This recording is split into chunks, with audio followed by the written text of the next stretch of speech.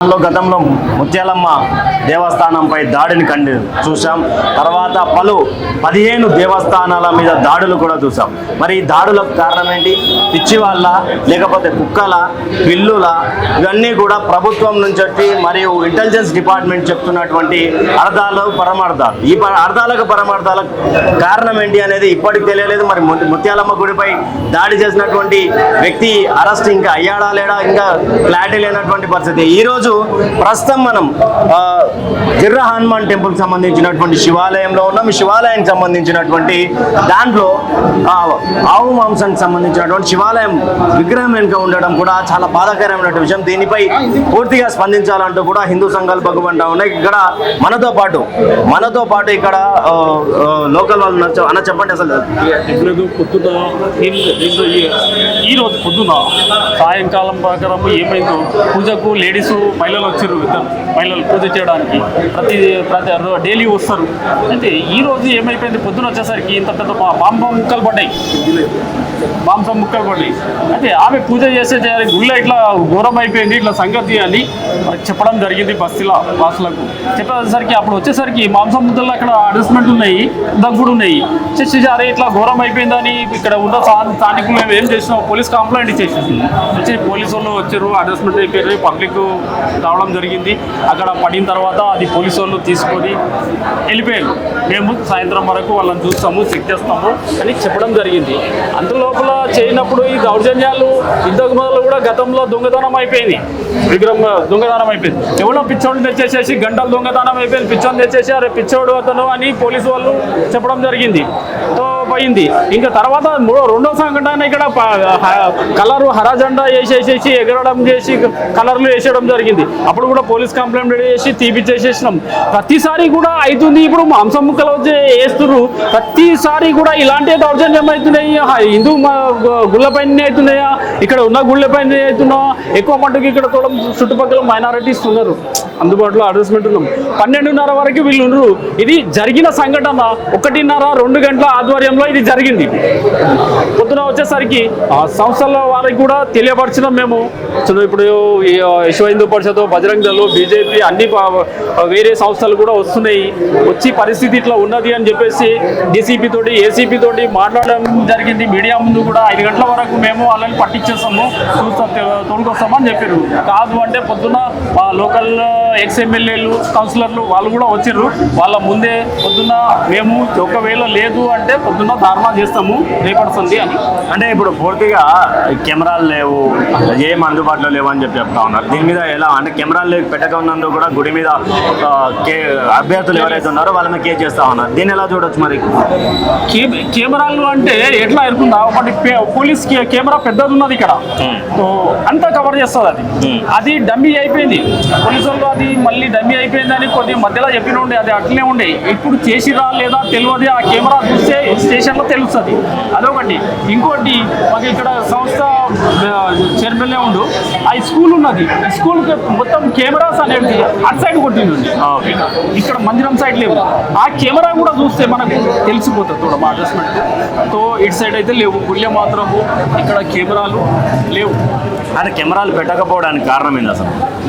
కెమెరాలకు పెట్టకపోవడం కారణం అంటే ఇంత మొదలు కూడా పెట్టినాము, ఇప్పుడు డ్యామేజ్ అయిపోయిన ఉండే చేసే వరకు, అప్పుడు మళ్ళీ పెట్టలేదు.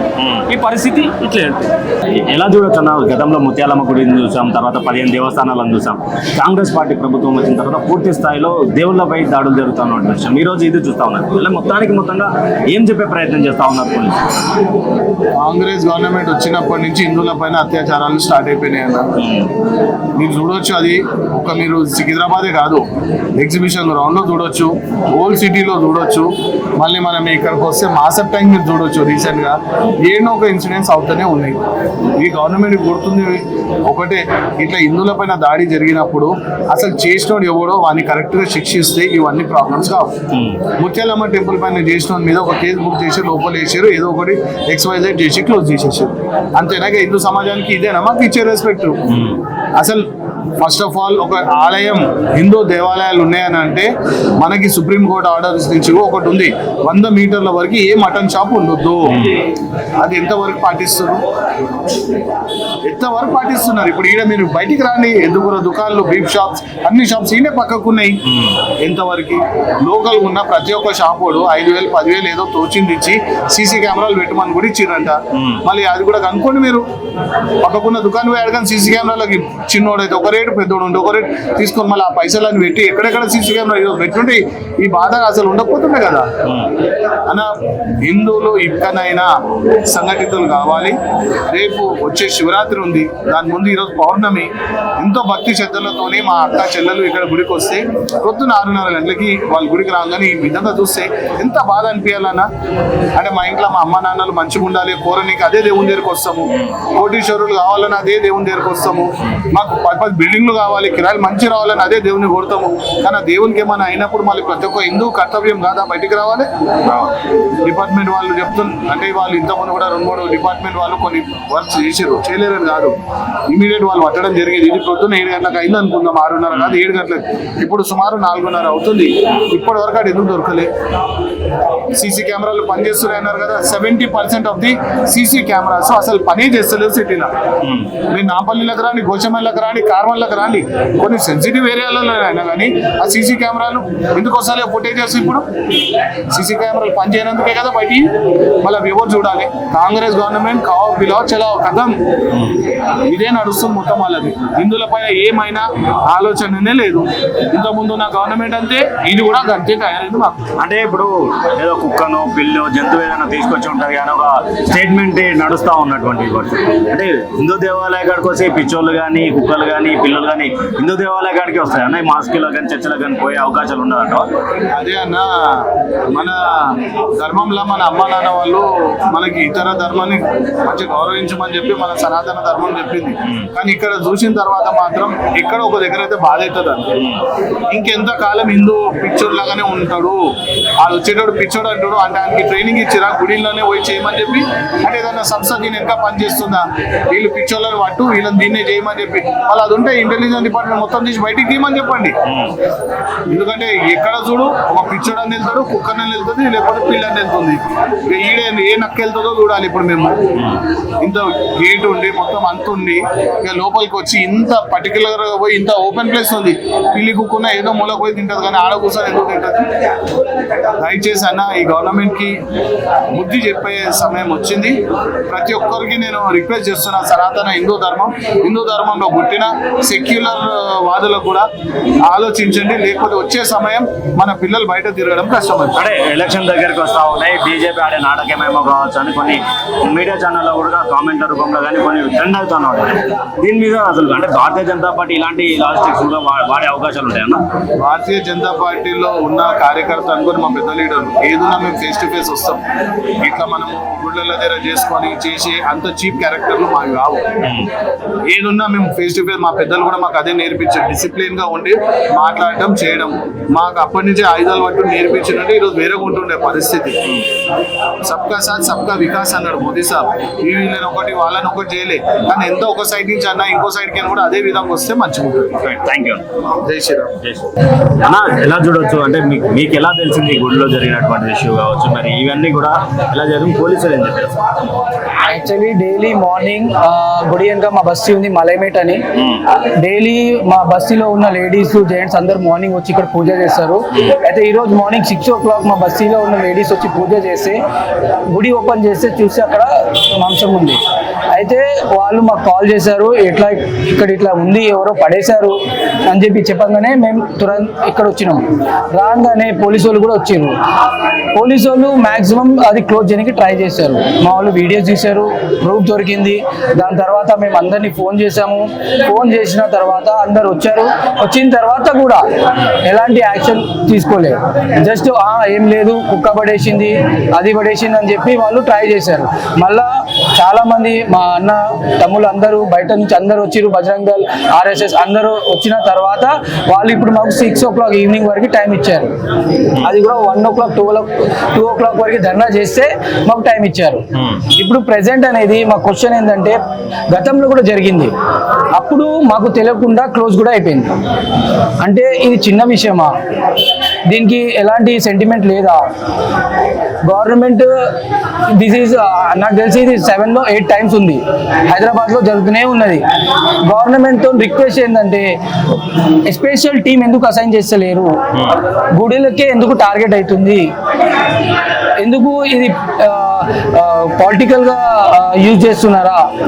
దేవుళ్ళకి కూడా మాకు సెంటిమెంట్కి దెబ్బ తగులుతుంది. మేమే కొట్లాడాలా? మేమే ధర్నాలు చేయాలా? పోలీసులతో మేమే కొట్టించుకోవాలా? ఎవరు మరి బయటికి వచ్చి దీనికి సొల్యూషన్ ఇస్తారు?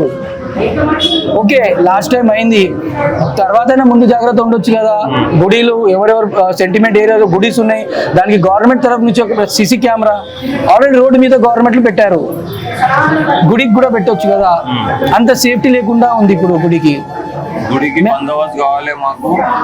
మరి ఒకటి ఏంటంటే మా గుడికి ఖచ్చితంగా బందోబస్తు కావాలి మాకు. డైలీ డే నైట్ పోలీసు వాళ్ళు ఉండాలి, ఒక 2-4 ఖచ్చితంగా బందోబస్తు కావాలి. ఇంకా కెమెరాలు అంతా ఇబ్బంది, మొత్తం సహకరించాలి, వాళ్ళే చేయాలి, మొత్తము పోలీసు వాళ్ళదే బాధ్యత. మేము ఇంతవరకు చేసినాం అంతా, ఇప్పుడు మేము చేయము. మేము ₹1 డబ్బులు కూడా ఖర్చు పెట్టాము, మొత్తం బాధ్యత వాళ్ళే తీసుకోవాలి. ఇప్పటి వరకు న్యాయం చేయలేరు మాకు. చాలా సేపు అయిపోయింది, మార్నింగ్ 6 o'clock నుంచి ఇప్పటి వరకు ఇక్కడనే ఉన్నాము. టిఫిన్ కూడా చేయలేదు మేము అందరము. చాలా మంది అన్నదమ్ములు కూడా చాలా మంది వచ్చారు, చాలా మంది సహకరిస్తున్నారు, చాలా అంతా అందరూ ఉన్నారు, అందరు సపోర్ట్ ఉంది. మాకు న్యాయం కావాలి. ఇప్పుడు మాకేం లేదు, ఇది ఎవరు చేసిరు ఏం కథ ఇదంతా మాకు తెలియాలి, తొందరగా తెలియాలి మాకు. లేకపోతే మేము ఏదైనా ఒక యాక్షన్ తీసుకుంటాం. కాదన్నా, ఇప్పుడు మళ్ళీ పోలీసు వాళ్ళు ఎవరో ఒకరు పిచ్చోడిని తీసుకొచ్చి పిచ్చోడి చేసిండు అంటే దాన్ని ఎలా స్వీకరించే పరిస్థితి ఉంటుంది? పిచ్చోడు అంటే ప్రతి ఒక్క దగ్గర వస్తారు, వాళ్ళు పిచ్చోడు అని చెప్తారు. పిచ్చోడు అని చెప్తే మేము గమ్మున కూర్చోడానికి మేము పిచ్చోళ్ళం కాదు. వాడు ఎవడో మాకు అప్పగించండి, మాకు చూపెట్టండి, మేము మాట్లాడతాం, వాడు పిచ్చోడా కాదా మేము తెలుసుకుంటాం. అది అంటే గతంలో కూడా జరిగిందంట కదన్నా, అంటే ఇదే గుడి మీద విగ్రహం ఎత్తుకపోవడమే జరిగిందట. అంటే మరి అప్పుడు ఎలాంటి యాక్షన్ లేదు. ఈ రోజు పోలీసు వాళ్ళు CC కెమెరా ఫుటేజ్ పెట్టుకోలేదు, అందుకే CC కెమెరా ఫుటేజ్ పెట్టినటువంటి గుడి నిర్వాహకుల మీద కేసు ఫైల్ చేస్తామని అంటున్నారు. అది దీని ఎలా చూడండి? గతంలో 10 సంవత్సరాల ముందు కూడా జరిగింది. పోలీసు వాళ్ళు వచ్చారు, గుడి చైర్మన్ ఉండే, మేము ఉండే, అందరం ఉండే, ఏం లేదు కుక్క వేసింది అదే వేసింది అని మాకు పంపించేసిరు. ½ an hour లో కేసు క్లోజ్ చేసేసిరు. గతంలో కూడా మేము అట్లాంటి సూచన ఇప్పుడు జైలియం రానియము. ఇప్పుడు మాకు న్యాయం కావాలి, ఇప్పుడు మాకు తెలియాలి అంత ఎవరు వేసిరు ఏం కథ వాళ్ళు మాకు దొరకాలి. ఈ పిచ్చోడు అంటే మేము ఊరుకునేది కాదు, ఊరుకునే ప్రసక్తే లేదు.